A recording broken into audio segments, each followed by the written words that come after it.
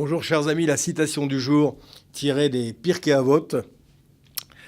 Kol Israël yesh lahem chelek leolam haba, sheneemar ve'amer kulam tzadikim leolam yeshu haaretz, netzer matar maaseh adam leitpaer. C'est une citation qui est connue, je la traduis. Tout Israël a une part au monde futur. Comme il est écrit, ton peuple est entièrement composé de justes. Ils posséderont le pays pour toujours. Ils sont une pousse que j'ai plantée, l'œuvre de mes mains pour montrer ma grandeur. Une petite histoire pour illustrer cette magnifique citation. C'est un jour deux voisins qui habitent dans un même immeuble. Et nous avons un voisin qui est Shomer Torah au mitzvot, qui toute sa vie a œuvré pour étudier la Torah, pour pratiquer la Torah, les mitzvot, faire des marasim tovim. Et puis, en face de lui, il a un voisin de palier qui, lui, par contre, est tout le contraire. Qui n'a jamais pratiqué, qui n'a jamais fait de mitzvot, qui ne faisait pas Shabbat, qui ne mangeait pas kasher, qui n'a jamais étudié la Torah. Et puis voilà que ces deux voisins vivent chacun leur vie. Et puis voilà un jour qu'ils doivent quitter ce monde.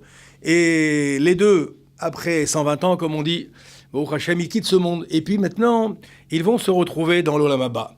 Et dans l'Olam Haba, nous avons deux endroits. Un endroit qui est réservé aux justes, donc les gens qui ont œuvré dans ce monde pour faire du bien et pour progresser au niveau spirituel, faire des mitzvot, étudier la Torah. Et on a de l'autre côté ceux qui n'ont pas vécu dans cette direction-là, on va dire. Et voilà que les deux voisins de palier se retrouvent et on voit que la personne qui ne pratiquait pas la Torah, qui toute sa vie n'avait jamais fait de mitzvot, se retrouve au Gan Eden. Au Gan Eden, c'est-à-dire au paradis, au jardin d'Éden. Et puis l'autre personne, qui était a priori injuste des nations, comme on vient de le dire, se retrouve de l'autre côté, se retrouve au Gehinom. Et puis le jour du Shabbat, il y a une trêve, les portes sont ouvertes et les deux voisins se retrouvent, se voient.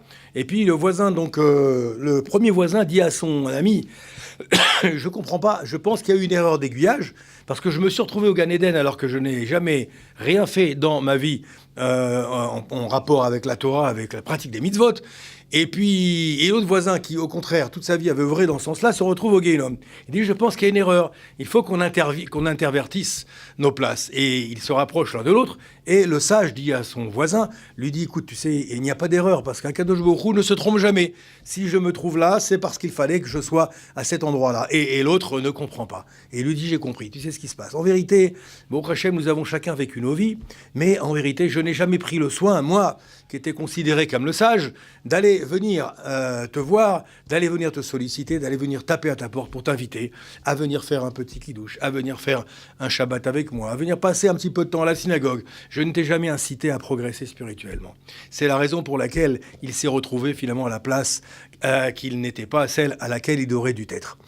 Kol Israël yesh lahem chelek leolam haba. Cette Mishnah nous enseigne finalement que tout un chacun, à la finale, a une place au Olam Haba. Bien entendu que pour ce faire, il faut travailler, faire des mitzvot, pratiquer la Torah, faire des marasim tovim. Mais quand bien même ce ne serait pas le cas, eh bien Kadosh Baruch Hu va toujours chercher des srouyot et des mérites à chacune et chacun d'entre nous, pour finalement nous faire accéder à cette place qui nous est réservée, quelle que soit la vie que nous avons pu avoir dans ce monde. Je vous souhaite, Bezrat Hashem, d'obtenir votre place au Olam Haba, comme il se doit. À très bientôt pour une prochaine citation.